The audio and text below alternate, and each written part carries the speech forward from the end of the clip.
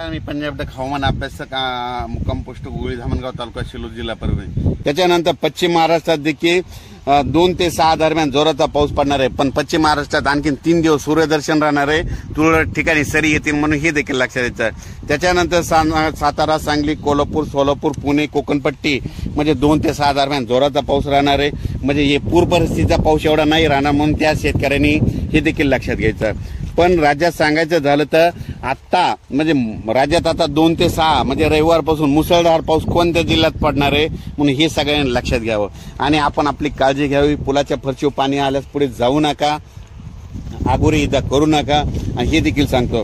आणि मुसळधार पाऊस तुम्हाला एक सांगू इच्छितो तर सगळ्यात जास्त मध्ये 2 ते 6 दरम्यान तेलंगणामध्ये जास्त पडणार आहे, आंध्र प्रदेशमध्ये पडणार आहे। तेलंगणा आणि आंध्र प्रदेशमध्ये मुसळधार पाऊस पडणार आहे तर तिकडलं कांद्याचं नुकसान झालं तर मराठवाड्यातल्या शेतकऱ्याचा कांद्याचा भाव वाढतो, हे निसर्गाचं गणित आहे म्हणून हे देखील सगळ्यांनी लक्षात घ्यायचं। त्याच्यानंतर नांदेड, यवतमाळ, हिंगोली, वाशिम, परभणी, जालना, लातूर, बीड, धाराशिव, नगर, संभाजीनगर, जळगाव, धुळे, नंदुरबार, नाशिक, बुलढाणा, अकोला, अमरावती, नागपूर, वर्धा, भंडारा, गोंदिया मध्ये ह्या सगळ्या हे जितके नाव सांगितले त्या जिल्ह्यात मात्र 2 ते 6 दरम्यान मुसळधार पाऊस पडणार आहे, ओढे नाले वाहणारा पाऊस पडणार आहे। स्वतःची काळजी घ्यावी, विजा चमकत असताना झाडाखाली थांबू नये म्हणून हे देखील सांगतो। आणि कोणाची समजा स्प्रिंकलर वगैरे शेताच्या बाजूला ठेवलेला असेल नदी काठाला तर ते व्यवस्थित तुम्ही तुमच्या बाजूला आणून ठेवावे, कारण की 2 ते 6च्या दरम्यान जरा जोराचा पाऊस पडणार आहे म्हणून हा अंदाज लक्षात घ्यायचा।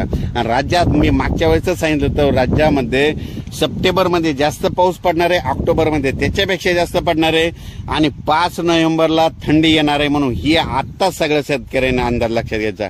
परत अचानक वातावरणात बदल झाला तर परत एक मेसेज दिला जाईल, लगेच 2-2 दिवसाला प्रत्येक 2 दिवसाला अपडेट दिले जाईल जोपर्यंत पाऊस आहे म्हणून हे देखील लक्षात येतं। पण राज्यात सांगू इच्छितो या 3 दिवसात थोडं काही भाग म्हणजे कडक सूर्यदर्शन होऊन दुपारच्या नंतर तुरळक ठिकाणी तुम्हाला आजूबाजूच्या परिसरात 10-20 किलोमीटरच्या अंतरानं पाऊस पडलेला दिसेल म्हणून हे लक्षात येतं। पण म्हणजे राज्यात सर्वत्र सांगायचं झालं तर सर्वदूर सांगायचं झालं तर 2 ते 6 दरम्यान राज्यात जोराचा पाऊस पडणार आहे म्हणून हे अंदाज लक्षात यायचा।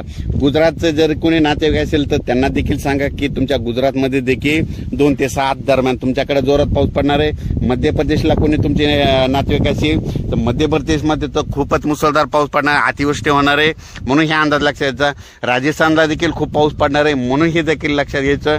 त्याच्यानंतर उत्तर प्रदेशमध्ये देखील खूप पाऊस पडणार आहे म्हणून हे देखील लक्षात घ्यायचं। आणि विशेष म्हणजे मध्य प्रदेशचा कांदा काढायला आलेला आहे, तिकडल्याचं नुकसान व्हायला त्याच्यामुळे महाराष्ट्रातल्या कांद्याचा भाव वाढेल म्हणून हे निसर्गाचं पावसावर सगळं डिपेंड असतं म्हणून हे देखील सांगू इच्छितो। अचानक वातावरणात बदल झाला तर परत एक मेसेज दिला जाईल। धन्यवाद।